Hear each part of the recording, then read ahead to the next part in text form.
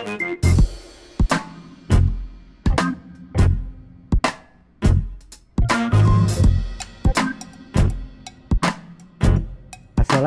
warahmatullahi wabarakatuh dan salam sejahtera untuk kita semua. Banyak pertanyaan yang dilontarkan kepada saya. Misalnya apakah menggunakan sepeda karbon akan mempercepat laju sepeda? Bagaimana efeknya kalau mengganti bearing dengan yang lebih loncer dan lain-lain. Berikut ini akan kita bahas pengaruh bobot dan keloncaran komponen mekanis terhadap kecepatan sepeda.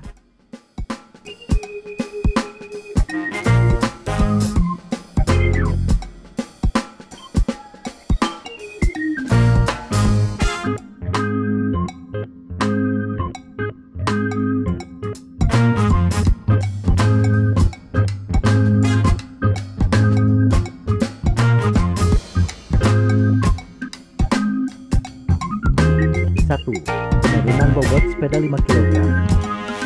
Bobot sepeda sering menjadi perdebatan yang seru. Mengurangi beberapa gram dari bobot sepeda menjadi obsesi bagi sebagian pesepeda. Nah, bagaimana data sebenarnya? Misalnya pesepeda dengan berat badan 65 kg dan berat sepeda adalah 15 kg. Bila sepeda diganti dengan sepeda yang ringan, misalnya 10 kg, berarti ada penurunan sebesar 5 kg. Bagaimana kecepatan sepeda baru? Bila dikayuh dengan power yang sama, yaitu 150 watt di jalan datar dan di tanjakan. Dari kalkulator sepeda, untuk jalan datar, kecepatan sepeda lama adalah 28,41 km per jam. Dan kecepatan sepeda baru adalah 28,56 km per jam. Ada peningkatan sebesar 0,15 km per jam. Bila bersepeda sepanjang 10 km, maka sepeda lama membutuhkan waktu 21 menit 7 detik. Sedangkan sepeda baru membutuhkan waktu 21 menit 1 detik, lebih cepat 6 detik. Bagaimana bila ditanjakan gradien 5%, 10%, dan 15%? Sepeda lama akan memiliki kecepatan sebesar 11,31 km per jam di gradien 5%. 6,18 km per jam untuk gradien 10% dan 4,21 km per jam untuk gradien 15%. Sedangkan kecepatan sepeda baru adalah 11,95 km per jam untuk gradien 5%, 6,58 km per jam untuk gradien 10% dan 4,49 km per jam untuk gradien 15%. Selisih waktu tempuh untuk jarak 10 km adalah gradien 5% 2 menit 50 detik, gradien 10% 5 menit 54 detik, dan gradien 15% 8 menit 53 detik.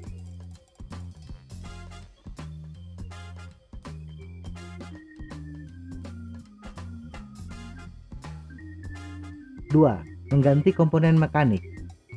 Hal kedua yang sering menjadi perdebatan adalah mechanical resistance atau keloncaran sepeda, prehab, bottom bracket, headset, bahkan sampai urusan pulei.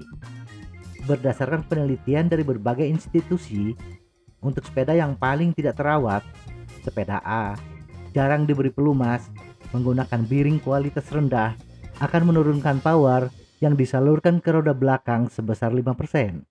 Dan untuk sepeda yang paling terawat, sepeda B, dan menggunakan bearing kelas atas, akan terjadi penurunan power sebesar 2%.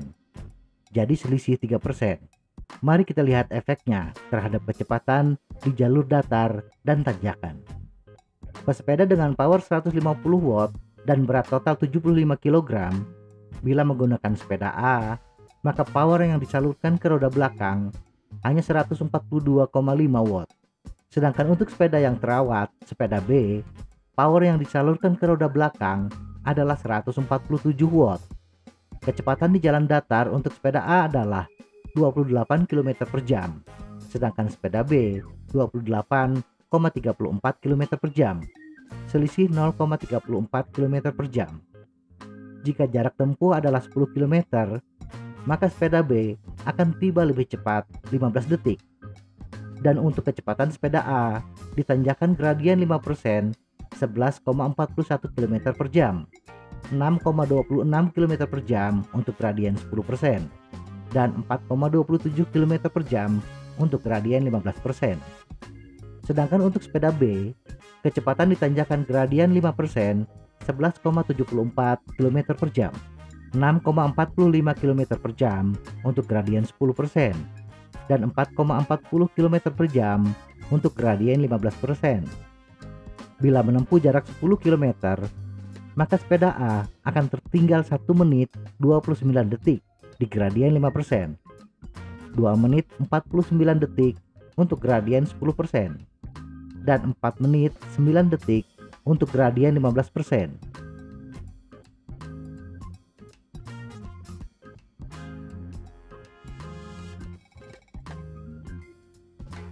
Tiga, menurunkan bobot dan komponen kelas atas.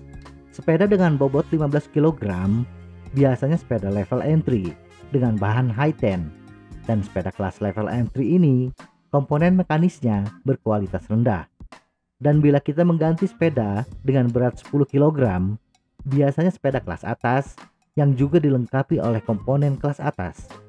Jadi, sepeda A bobot total 75 kg dengan mechanical resistance 5%, sehingga power roda belakang 142,5 watt. Sedangkan sepeda B bobot total 70 kg dengan power 147 watt.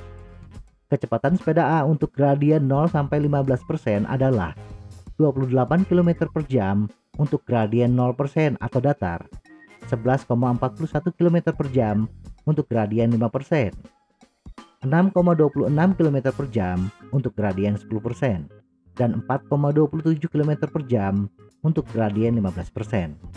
Kecepatan sepeda B untuk gradien 0-15% adalah 28,49 km per jam untuk gradien 0 atau datar, 12,43 km per jam untuk gradien 5%, 6,9 km per jam untuk gradien 10%, dan 4,71 km per jam untuk gradien 15%. Bila menempuh jarak 10 km, maka sepeda B akan tiba lebih cepat 22 detik untuk gradien 0%, 4 menit 19 detik untuk gradien 5%, 8 menit 53 detik untuk gradien 10%, dan 13 menit 7 detik untuk gradien 15%.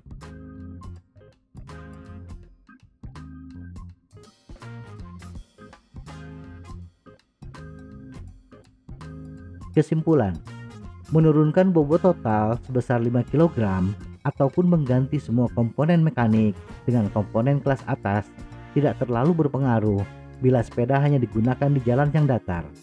Hanya menaikkan kecepatan sekitar 1-2% dari kecepatan semula. Sedangkan pengaruh penurunan bobot di tanjakan hanya meningkatkan kecepatan sebesar 6-7%, dan pengaruh komponen mekanik kelas atas di jalur tanjakan hanya menaikkan kecepatan sebesar 3%. Bila kedua perubahan tersebut digabungkan, mengganti sepeda dengan yang lebih ringan dan komponen mekanik yang lebih loncer, pengaruhnya di tanjakan hanya menaikkan kecepatan sebesar 9-10%. Kenaikan kecepatan sekitar 10% ini tidak terlalu berpengaruh bila bersepeda bukan untuk kompetisi, karena selisih waktu tempuh terbesarnya pun hanya 13 menit 7 detik. Berbeda halnya bila dalam sebuah kompetisi. Selisih 7 detik sangat menentukan seseorang apakah dia akan naik panggung. Semoga informasi ini bermanfaat. Tetap sehat. Salam goes.